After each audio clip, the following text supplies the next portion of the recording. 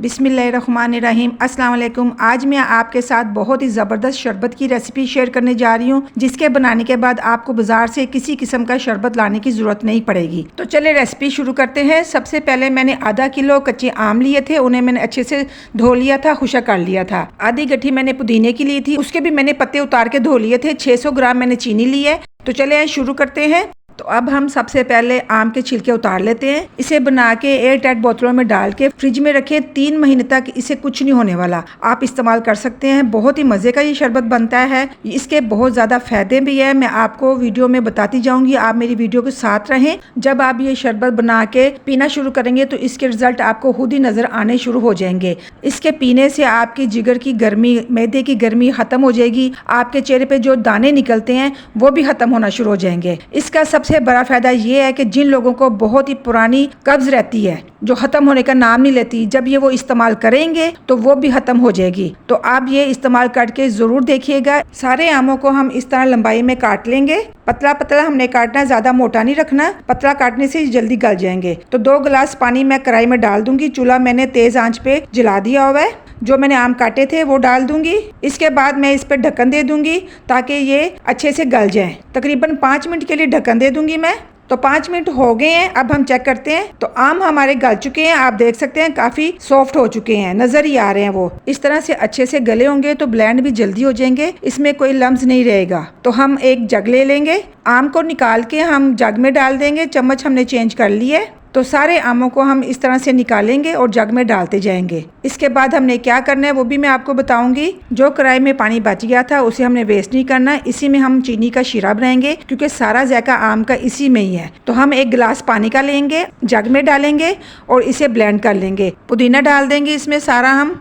इसके बाद हम इसको ब्लेंड कर लेंगे। स्मूथ सा बैटर हमारा तैयार हो जाएगा। तो ये आप देख सकते हैं बहुत अच्छे से ये बैटर हमारा रेडी हो गया है। अब इसे हम कढ़ाई में दोबारा डाल देंगे। शीरा हमारा रेडी हो गया है। अब इसमें सारा बैटर जो हमने बनाया था वो डाल देंगे, इस तरह से डाल देंगे। इसके बाद जग में हम थोड़ा सा पानी डालेंगे, मिक्स कर लेंगे और बाकी भी जो बैटर था वो भी डाल देंगे। अब इसे मिक्स करेंगे। मिक्स करने के बाद इसमें मैंने थोड़ा सा ग्रीन फूड कलर डाला है, हल्का सा टूथपिक के साथ लगा के मैंने डाल दिया है, ताकि इसका जो कलर है वो ग्रीनिश में आए। आपकी मर्जी, आप ओरिजिनल कलर भी रख सकते हैं। मुझे ग्रीन कलर अच्छा लग रहा था इसलिए मैंने ग्रीन कलर थोड़ा सा डाल दिया है। 3 से 4 दाने मैंने सब्ज इलायची के लिए थे, उसको मैंने रोस्ट करने के बाद पाउडर बना लिया था।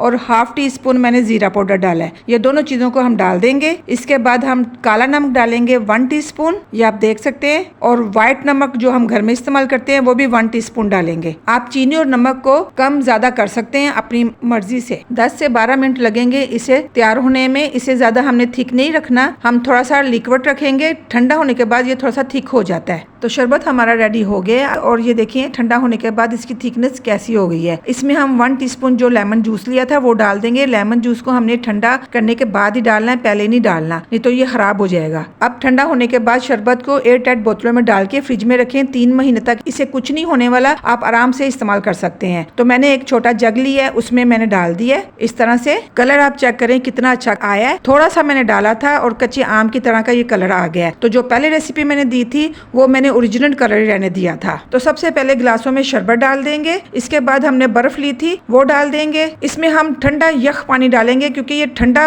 अच्छा लगता है। इस तरह से डाल देंगे। तो शरबत हमारा रेडी हो गया। आप मेरी रेसिपी को जरूर ट्राई कीजिए। गर्मियों में जरूर ये इस्तेमाल कीजिए, अपने घर में बनाएं, बच्चों को भी इस्तेमाल करवाएं और खुद भी इस्तेमाल करें। तो रेसिपी अच्छी लगे तो लाइक करें, वीडियो अच्छी लगे तो सब्सक्राइब करें, बेल आइकन बटन को जरूर प्रेस करें। ये काम जरूर किया करें। आपकी तरफ से छोटा सा तोहफा हमें मिलता है, आपकी मोहब्बत हम तक पहुंचती है और हमें खुशी होती है। और हमारा दिल चाहता है कि हम नई नई अच्छी अच्छी यमी यमी रेसिपी लेके आए आपके लिए और आपके साथ शेयर करें। तो अगली वीडियो तक के लिए मैं इजाजत चाहती हूँ। अपना बहुत ज्यादा ख्याल रखें और दुआओं में हमें याद रखें। अल्लाह हाफिज।